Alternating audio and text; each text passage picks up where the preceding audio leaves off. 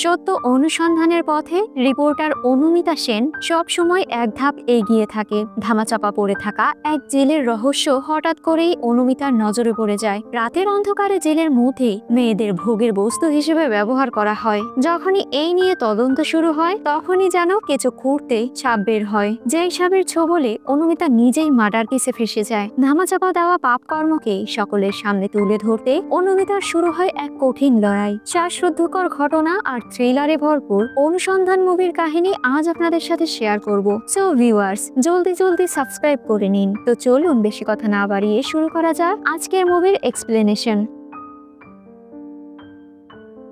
ঝুম বৃষ্টি। জেলখানার মধ্যে নতুন কয়েদিদের গাড়িতে করে নিয়ে আসা হয়েছে। গাড়ি থেকে এক এক করে মহিলা আসামি বেরিয়ে আসতে শুরু করে। সবার শেষে একজন প্রেগনেন্ট মহিলা আতঙ্কিত হয়ে গাড়ি থেকে নেমে পড়ে। পুলিশ অফিসাররা এক এক করে নাম লিস্ট চেক করে আসামিদের ভেতরে প্রবেশ করাচ্ছে। এই সময় অনুমিতা সেন বলে ডেকে ওঠে। তবে অনুমিতা সেন অর্থাৎ অনু যেন কোনো এক অন্য চিন্তায় মগ্ন রয়েছে। এক কনস্টেবল এসে গালি দিয়ে অনুকে ধাক্কা দিয়ে ফেলে দেয়। সিন চলে যায় অতীতে। অনুমিতা একজন সাংবাদিক, স্টুডিওতে কাজ করার সময় তার সিনিয়র সজলদা তাকে ডেকে পাঠায়। অনু সজলদার কাছে এসে বসে। সজলদা বলে, তোমার বড় পাখা গজিয়েছে তাই না? তাই এখন তোমাকে জেলে যেতে হবে। নারায়ণ সান্যালের একটা ইন্টারভিউ নিতে হবে। তিনি দুর্নীতির দায়ে রূপপুর জেলে রয়েছেন। ইনফ্যাক্ট উনি ইন্টারভিউ নিতে তোর কথাই উল্লেখ করেছে। আসলে লাস্ট মান্থে সিএম এর যে ইন্টারভিউ করেছিলে ওটা দেখে উনি খুবই ইমপ্রেস হয়েছে। আমি সুপারের সাথে কথা বলেছি, জেলের মধ্যে গেলে ক্যামেরা আর মোবাইলের পারমিশন দরকার। এই হচ্ছে তার কাগজ, যাই করবি সাবধানে করবি। রাত হয়ে গিয়েছে। অনু তার হবু হাজবেন্ড অর্ণবের সাথে কথা বলছে। আসলে আর 1 মাস পরেই তাদের বিয়ে। শপিং করা, বিয়ের প্ল্যানিং করা, অনেক আলোচনায় তো রয়েছে তাদের। পরদিন সকালে সহকর্মীকে নিয়ে অনু জেলখানায় চলে আসে এবং নিজের পরিচয় দিয়ে জেলে ঢোকার অনুমতি নিয়ে নেয়। বর্তমানে দেখা যায় ইতস্তত হয়ে অনু একটা কক্ষে ঢুকে পড়েছে। একজন কনস্টেবল বলে, দ্রুত সব পোশাক আশাক খুলে ফেলো। অনু বলে, আমি প্রেগনেন্ট, আমি জামা কাপড় খুলতে পারবো না। কনস্টেবল কথা শুনে নিজের হাত দিয়ে অনুর কাপড় টেনে ছিঁড়ে ফেলে। এমন পরিস্থিতির জন্য অনু লজ্জায় শেষ হয়ে যায়। আর অনুর পরিস্থিতি দেখে সকল কনস্টেবল খুশিতে মেতে ওঠে। কিছুক্ষণ পর অনুর পুরো বডি চেক আপ করা হয়। যেই চেক আপ গুলোর কষ্ট অনু সহ্য করতে পারছিল না। অতীতে দেখা যায় অনু আর তার সহকর্মী রূপপুর কালেকশনের সুপার অফিসার ভিক্টর বাকরাসের রুমে চলে এসেছে। তারা নিজেদের মধ্যে সাক্ষাৎকার করে। এরপরে তারা নারায়ণ সান্যালের সাথে দেখা করতে বেরিয়ে পড়ে। কিছুদূর যেতে একজন মহিলা চিৎকার করে এসে ভিক্টরের পা জড়িয়ে ধরে বলে, স্যার আমি কনসিভ করেছি, প্লিজ স্যার আমি বাচ্চাটাকে নষ্ট করতে চাই না। ও দিদি, আমি নষ্ট করবো না দিদি, তুমি তো একটা মেয়ে, তুমি তো আমার কষ্টটা বুঝবে দিদি। এই মুহূর্তে মহিলা কনস্টেবল এসে মেয়েটিকে টেনে হিস্ট্রি নিয়ে যায়। অনু আতঙ্কিত হয়ে বলে, উনি প্রেগনেন্ট? ভিক্টর বলে, ওই প্যারোলে যায় আর প্রেগনেন্ট হয়ে চলে আসে। বাচ্চাটা রাখা যায়, তবে ওর ক্ষেত্রে হয়তো একটু ঝামেলা রয়েছে। এ ব্যাপারে আপনাকে পরে খুলে বলবো। এই হচ্ছে নারায়ণ সান্যাল। একটা পাখি আহত হওয়ার কারণে তিনি সযত্নে পাখিটির ট্রিটমেন্ট করছে। এতক্ষণে অনু এসে দূর থেকে এসব দেখছে। ভিক্টর অনু আর নারায়ণের সাক্ষাৎকার গড়িয়ে দেয়। নারায়ণ বলে, আপনি কিছু মনে না করলে আগামীকালে কেউ আসতে পারবেন? আসলে আজকে আমার মনটা খুব খারাপ। মানুষ তো কবেই বিষাক্ত হয়ে গিয়েছে, শুধু এখন পরিবেশ পাখিগুলো বাকি রয়েছে। পরবর্তীতে অনু সহকর্মীকে নিয়ে ফিরে আসে। সহকর্মী বলে, এই নারায়ণ সান্যাল অদ্ভুত মানুষ তাই না দিদি? একটা পাখির জন্য যে এতটা কষ্ট পায় সে কি করে জেলে থাকতে পারে? অনু বলে, শোন, দুঃখ দুই প্রকার হয়, সত্যিকারের দুঃখ আর মিথ্যে দুঃখ। এখন নারায়ণ সান্যালের কোন দুঃখ ছিল তা তো আমরা বলতে পারবো না। এই রে, একটা জিনিস তো ভুলে গিয়েছি। এই বলেই আবারও ইউ টার্ন নেয়। এরপর জেলে এসে একটা কনস্টেবলের হাতে কিছু টাকা দিয়ে বলে, একটু আগে যে মেয়েটি আমার পায়ে ধরলো না, ওই মেয়েটির নাম কি? কনস্টেবল এদিক ওদিকে তাকিয়ে অনুকে বলে, মেয়েটির নাম হচ্ছে ললিতা সান্যাল, ভারতনগরের কেস। এই মুহূর্তে কয়েদিদের রাতের খাবারের বেল পড়ে, তাই কনস্টেবল আর কথা না বাড়িয়ে চলে যায়। বর্তমানে দেখা যায় কয়েদিরা খাবার নিচ্ছে। অনেকে ডিম, আলু সেদ্ধ, ডাল পাচ্ছে। তবে অদ্ভুত ভাবে অনু খাবার নিতে আসলে তাকে ভাত আর আলু সেদ্ধ দেয়। পরবর্তী মেয়েটিকেও সেম খাবার দিলে মেয়েটি বলে, আমাকে একটু ডিম সেদ্ধ দেবে? অনেকেই তো ডিম সেদ্ধ নিল।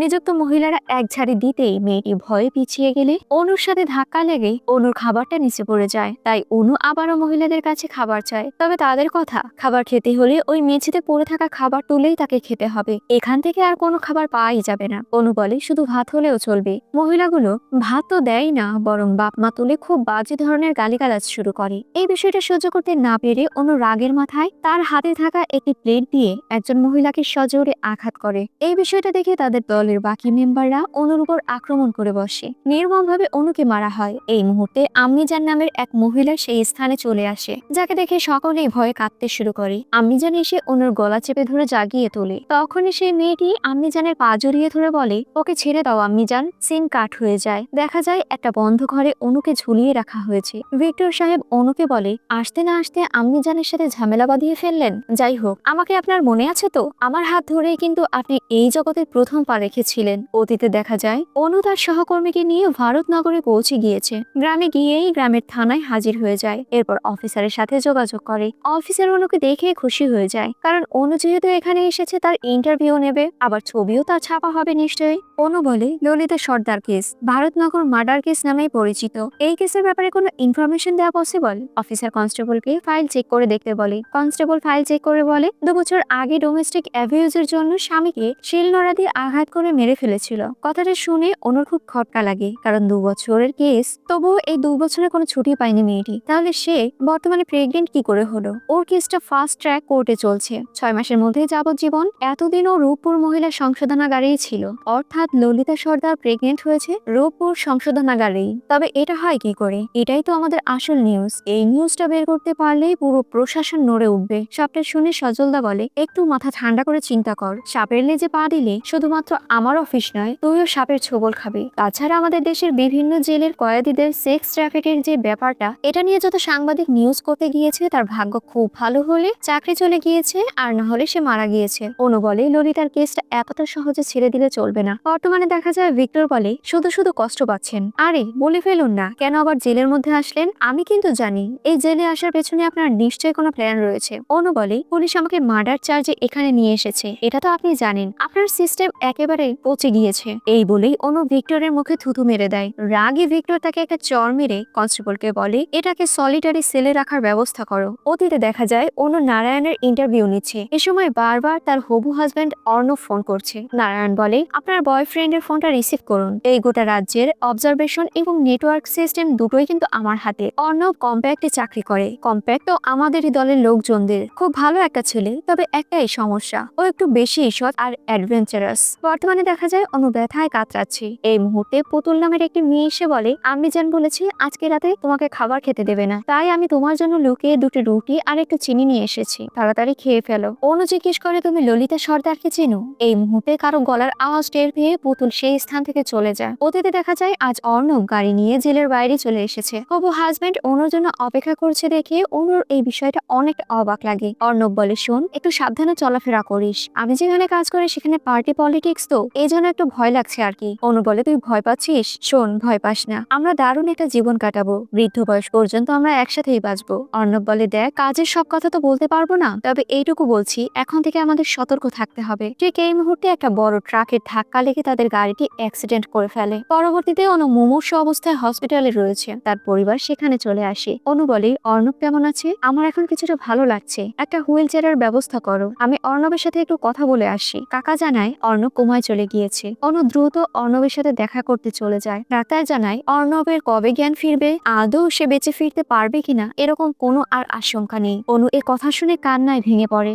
সংশোধনাগারে নারায়ণ সেনকে ভিক্টর স্যার বলে, ললিতা সেন অ্যাক্সিডেন্ট আর ওই ভিডিও, এসব ব্যাপারে কোনো রিস্ক নেই তো স্যার? নারায়ণ সেন তার কান মুলে বলে, রিস্ক আছে বলেই তো তোমার চাকরিটা আছে। তুমি না এসব বিষয়ে বেশি চিন্তা করো না। হসপিটালে অনুকে দেখতে সজলদা এসেছে। অনু বলে, এটা অ্যাক্সিডেন্ট ছিল না, কেউ ইচ্ছে করে করেছে। অর্ণবের জীবনের ঝুঁকি রয়েছে, কারণ নারায়ণ সান্যাল বারবার অর্ণবের কথা বলছিল। অর্ণব বারবার আমাকে কল করেছে এবং আমাকে নিতেও এসেছে। অন্য কিছু একটা বলার চেষ্টা করছিল। ওদের কোম্পানিতে কোনো ডিস্টার্বিং ভিডিও, আমাদের দুজনকে একসাথে সাবধানে থাকতে হবে, এমন সব বলছিল। সজলদা বলে, দেখ অনু, ভিডিও যদি থাকেও সেটা তো পেন ড্রাইভ বা ল্যাপটপে থাকবে, আর অর্ণবের গাড়ি সার্চ করে তো এরকম কিছু পাওয়া যায়নি। অনু চুপ করে সজলদার দিকে তাকিয়ে রয়। বর্তমানে দেখা যায় জেলখানার সবচেয়ে খানদানি ওয়ার্ড আম্মাজানের ওয়ার্ডে অনুকে শিফট করানো হয়েছে। অতীতে ললিতা সেন নারায়ণ সান্যালের কাছে হাত জোর করে রিকোয়েস্ট করে যেন তার বাচ্চাটাকে পৃথিবীর মুখ দেখতে দেয়া হয়। নারায়ণ সান্যাল তাকে আশ্বস্ত করে এই বাচ্চা পৃথিবীতে জন্ম নেবে, এই বাচ্চার ক্ষতি কেউ করতে পারবে না। এই বলেই মাথায় হাত বুলিয়ে দেয়। বর্তমানে জেলের মধ্যে অনু আম্মাজানের ওয়ার্ডে চলে এসেছে। আম্মাজানের সদস্যরা বলে, আম্মাজানের সামনে কেউ মাথা উঁচু করে দাঁড়ায় না, হাঁটু গেড়ে বস। আম্মাজান বলে, জেলে থাকতে হলে তো খাটনি করে খেতে হবে। আজকে তোকে প্রথম দিন হিসেবে বাথরুম পরিষ্কারের কাজ দিব আমি। অতীতে দেখা যায় নারায়ণ সান্যাল তার ব্যক্তিগত কনস্টেবলকে বলে, তোমার আগে কিন্তু বিষ্ণুপাল এখানে কাজ করত, ভালোই চলছিল সবকিছু, তবে টাকার লোভ বেড়ে যায় তার, আর সে চারিদিকে খবর বেলাতে শুরু করে। যার জন্য হঠাৎ একদিন ওর বাড়িতে গ্যাস সিলিন্ডার ফেটে যায়, তাই তার শরীর 80%-এরও বেশি ঝলসে যায়। তোমার বাড়িতে তোমার মা রান্না করে নিশ্চয়ই, খুব ভালো রান্না করে তাই না, নাকি তোমার বউ রান্না করে? এই কথা শুনে কনস্টেবল পুরোপুরি ঘাবড়ে যায়। নারায়ণ বলে, তোমার টাকার প্রয়োজন হলে তুমি ভিক্টরকে বলবে, বাকি সময়টা বোবা আর কালা হয়ে থাকবে। আমার শরীরটা না খুব একটা ভালো নেই, আমার বড় একটা হসপিটালে ভর্তি হওয়া লাগবে, যেখানে অর্ণব আর অনু ভর্তি রয়েছে। বর্তমানে দেখা যায় বাধ্য হয়ে এই অবস্থায় অনুকে নোংরা টয়লেট পরিষ্কার করতে হয়, তাও আবার খালি হাতে। বাথরুমের মধ্যে থাকা যে বালতি আর ঝাড়ু ছিল শাস্তি দেওয়ার জন্য ওইগুলো আম্মাজানের লোকেরা সরিয়ে ফেলে, যার জন্য তার শারীরিক অবস্থা আরো খারাপ হয়ে যায়। সে একাধিকভাবে বমি করতে থাকে। অতীতে দেখা যায় অনু আর অর্ণবকে দেখতে নারায়ণ সান্যাল সেই রুমে প্রবেশ করেছে। বর্তমানে অনু জেলখানায় গোসল করছে। হঠাৎ করে সেখানকার দরজা লক হয়ে যায়। আচমকা কিছু মহিলারা এসে অনুর মুখটা পলিথিনে পেঁচিয়ে তাকে প্রচুর ভাবে মারধর করতে শুরু করে। কিছুক্ষণ পর একজন কনস্টেবল এসে বলে, এখান থেকে দ্রুত পালা, বিলকিস আসছে, সে একাই দেখে নেবে। সকলেই পালিয়ে যায়। ধোঁয়াশা ভরা চোখে অনু দেখতে পায় তার সামনে কেউ একজন দাঁড়িয়ে রয়েছে। অতীতে দেখা যায় নারায়ণ বলে, চলুন আমরা ভাব করে নেই, নিজের জন্য না হয় অন্তত নিজের সন্তানের জন্য এখন এখানেই থেমে যান। এ কথা শুনে অনু চমকে ওঠে। নারায়ণ বলে, আপনি দ্রুত ছাড়া পাবেন, তাই বলছি থেমে যান, না হলে আপনার পৃথিবী আমি ধ্বংস করে দেব। পরবর্তীতে অনু বাড়িতে চলে আসে। কিছুদিন পরে মা আর কাকিমা তার রুমে প্রবেশ করে বলে, তোর বিয়ে হয়ে গেলে কোনো ব্যাপার ছিল না, আমরা আনন্দ করতাম, তোকে স্বাদ খাওয়াতাম, আমরা তো একটা সমাজে বাস করি তাই না, এটা হয় না, অর্ণব সুস্থ হোক তুই আবার মা হবি। অনু বলে, আর যদি অর্ণব না ফিরে আসে? মা বলে, তাহলে এই বাচ্চাটা পৃথিবীতে আসার কোনো প্রয়োজনই নেই। বাবা ছাড়া বড় হওয়া যে কত কষ্টকর তা তো তুই ভালো করেই জানিস। অনু বলে, তুমি তো সারাটা জীবন কোনো লাভ ক্ষতির কথা চিন্তা না করে বাবার সাথে কাটিয়ে দিলে। মা শোনো, অর্ণবকে আমি আমার জীবন থেকে কাটাতে পারবো না, ও সারা জীবন কোমায় থাকলেও আমি ওকে ভুলতে পারবো না। এরপরেই অনু অর্ণবের বাড়িতে চলে যায় আর তার হবু শ্বশুরমশাইকে সান্ত্বনা দেয়। বর্তমানে দেখা যায় মাঝরাতে অনুর রুমের একটি মেয়েকে জোর করে কনস্টেবল বাইরে নিয়ে গিয়েছে। সেই মুহূর্তে নারায়ণ এসে বলে, আমার জগতে আপনাকে স্বাগতম। আচ্ছা, এই মেয়েটাকে চিনতে পারছেন? এটা কিন্তু আপনি যে মহিলার ব্যাপারে তদন্ত শুরু করেছিলেন সেই মহিলারই, অর্থাৎ ললিতার বের। অতীতে দেখা যায় অনু বলছে, সজলদা, রূপপুর সংশোধনাগারে গত 1 বছরের 5টা অ্যাবর্শনের কাহিনী ঘটেছে। কর্তৃপক্ষের দাবি ভিকটিমরা প্যারোলে ছাড়া পেয়েছিল, অর্থাৎ তারা ছুটির সময়তেই প্রেগনেন্ট হয়েছে। দেখো সজলদা, ললিতা সর্দারের কেসটা আমাদের একটা নতুন সুযোগ করে দিচ্ছে, কারণ তিনি গত 2 বছরে রূপপুর কারাগার থেকে বের হননি। সজলদা বলে, অর্ণব এখন কোমায়, আর তোর এই অবস্থা, সব ছেড়ে দিয়ে তুই এই কেসের পিছনে কেন পড়লি? অনু বলে, নারায়ণ সান্যাল খোলাখুলি আমাকে থ্রেট করেছে, এই সবকিছুর পেছনে তার হাত রয়েছে, আর আমার বুদ্ধিমত্তা বলছে এই মেয়েগুলোর প্রেগনেন্সির পেছনেও নারায়ণ সান্যালের হাত রয়েছে। 5টার মধ্যে গত 6 মাসে 4টা অ্যাবর্শন হয়েছে, আর গত 6 মাস ধরেই নারায়ণ সান্যাল সেই সংশোধনাগারে রয়েছে। এই কেসটা নিয়ে নারায়ণ সান্যালের শেকড় পর্যন্ত আমি যেয়েই ছাড়বো। এই মুহূর্তে সজলদার কাছে একটা SMS আসে। ভিক্টর সাহেব SMS এ লিখেছেন, নারায়ণ সান্যাল বিকেলে অনুর সাথে দেখা করতে চায়। অনু বিকেল টাইমে কারাগারে চলে যায়। নারায়ণ সান্যাল অনুকে ললিতার কক্ষে নিয়ে আসে এবং তাদের কথা বলতে সুযোগ করে দেয়। অনু বলে, আমি জানি যেহেতু নারায়ণ সান্যাল আমাকে এখানে এনেছে সেহেতু তুমি আমাকে কিছুই বলবে না, তবে কিছু একটা ইশারা বা ইঙ্গিত দাও, আমি জানি এখানে কিছু হয়, এই বাচ্চাটা তোমার নয়। ললিতা বলে, আমি ভালো আছি দিদি। অনু বলে, এই বাচ্চাটা কার? ললিতা বলে, এই বাচ্চাটা শুধু আমার। অতীতে দেখা যায় মাঝরাতে অর্ণবের বাবা অনুকে ফোন করে বলে, মনে হচ্ছে ছাদে অর্ণবের রুমে কেউ ঢুকে পড়েছে। অনু বলে, তুমি যেখানে আছো সেখানেই থাকো, আমি পুলিশকে ফোন করছি, আমি এসে ব্যাপারটা দেখছি, তুমি ওখান থেকে কোথাও নড়বে না। পরক্ষণেই কাকুকে মেরে ফেলা হয়। বর্তমানে দেখা যায় মাঝরাতে চিৎকারের আওয়াজ শোনা যাচ্ছে। এ ব্যাপারে একজনকে জিজ্ঞেস করলে সে বলে, রূপপুর জেলখানায় যেসব রাতে বিলকিস জেগে থাকবে সেসব রাতে এরকম চিৎকার শোনা যাবেই। আসলে অনুর যে দম বন্ধ করে দিয়েছিল সেই মেয়েটিকে বিলকিস সাজা দিচ্ছে। আম্মিজানের মতোই বিলকিস একজন শক্তিশালী ব্যক্তি, তবে সে সৎ ব্যক্তি। বিলকিস বলে, ওই মেয়েটা আমাদের মতো না, ও মা হতে চলেছিল, ওর সাথে তোরা এরকম করছিলি কেন? অতীতে দেখা যায় কাকু মারা যাওয়ার পেছনে অনু পুলিশকে বলে, এই হত্যার পেছনে আমার সন্দেহ মতেই নারায়ণ সাহেব রয়েছে, তবে পুলিশ অফিসাররা তার কোনো কথারই পাত্তা দেয় না, যার জন্য ক্রমশ অনুর জেদ বেড়ে যাচ্ছে। এই লড়াইটা অনু ব্যক্তিগতভাবেই করার চিন্তা ভাবনা শুরু করে। পরবর্তীতে অনু তার বাবার পরিচিত এক উকিলের কাছ থেকে রিকোয়েস্ট করে রেকর্ড রুমের চাবিটা নেয় আর সেই রুমে গিয়ে রূপপুরের ফাইলগুলো ভালো করে দেখতে শুরু করে। বর্তমানে অনু যে বেডে ভর্তি রয়েছে সেই রুমে পুতুল চলে আসে। আসলে প্রচুর পেট ব্যথা করছে এই বলে ডাক্তারকে 500 টাকা দিয়ে ডিম দুধ কলা খেতে আর অনুর সাথে আড্ডা জমাতে পুতুল এখানে এসেছে। অনু পুতুলকে বিলকিসের ব্যাপারে জিজ্ঞেস করে। বিলকিস প্রথম রূপপুর কারেকশনাল হোম প্রথমবার ব্রেক করেছিল, তাও এই কাজটা করেছিল বাজি ধরে। অতীতে দেখা যায় অর্ণবের সিনিয়র অনুর সাথে একটু দেখা করতে চেয়েছিল, তাই অনু অফিস কক্ষে এসে অনেকক্ষণ অপেক্ষা করে। তখন সেই সিনিয়র সার্থক স্যার SMS এ জানায়, এখানে কথা বলা সম্ভব নয়, রাতে সম্ভব হলে আমার বাসায় চলে চলে আসবে, তখন কথা হবে, এই বলে বাসার ঠিকানা দেয়। রাস্তার পাশের দোকানে চা খেতে খেতে এসব নিয়ে ভাবছিল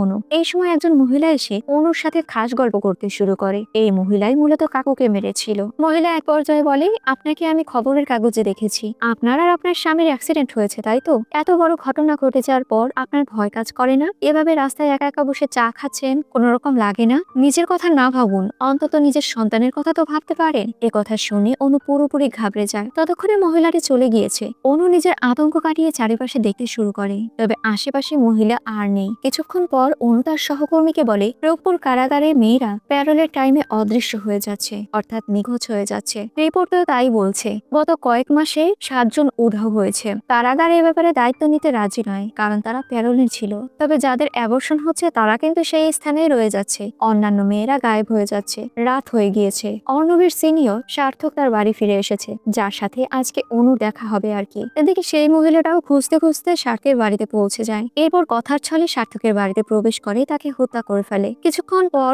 অনু খুঁজতে খুঁজতে সার্থকের বাড়িতে পৌঁছে যায়। অনেকক্ষণ ধরে কলিং বেল বাজাতে শুরু করে, তবে কেউ দরজা খোলে না। দরজায় স্পর্শ করতেই অনু বুঝতে পারে দরজা খোলা রয়েছে। ঘরের মধ্যে প্রবেশ করে এমন ঘটনা দেখে আতঙ্কিত হয়ে দৌড়ে বাইরে বেরিয়ে আসে। এই সময় সে বিল্ডিং এর একজন লোকের সাথে ধাক্কা লেগে অনুর ব্যাগটা নিচে পড়ে যায়। তবে অনু নিজের ব্যাগ না নিয়ে সে স্থান থেকে পালিয়ে যায়। আর এই মার্ডার কেসের জন্যই অনু বর্তমানে জেলে রয়েছে। অনু বুঝতে পারে তাকে সব সময় ফলো করা হচ্ছে। বাড়ি ফিরে অনু বলে, অর্ণবের কাছে কিছু একটা আছে জানিস তো? প্রথমে ও, তারপরে ওর বাবা, আবার অফিস কলিগ সার্থক, সকলের উপরে বিপদ আসলো। সার্থকও তো আমাদের কিছু দিতে চেয়েছিল। ভোম্বল সহকর্মী বলে, আমার মনে হয় আমাদের পুলিশের কাছে যাওয়া দরকার। অনু বলে, সজলদা, পুলিশ কেউ কিছুই করছে না। অলরেডি 2টো প্রাণ চলে গিয়েছে। অর্ণবের বাড়ি সার্চ করেও ওরা কিছু পায়নি। পেলে ওই মহিলা অর্থাৎ মিলি মিত্রকে দিয়ে আমাকে ভয় দেখাতো না, বা সার্থকের সাথে এই কাহিনী ঘটতো না।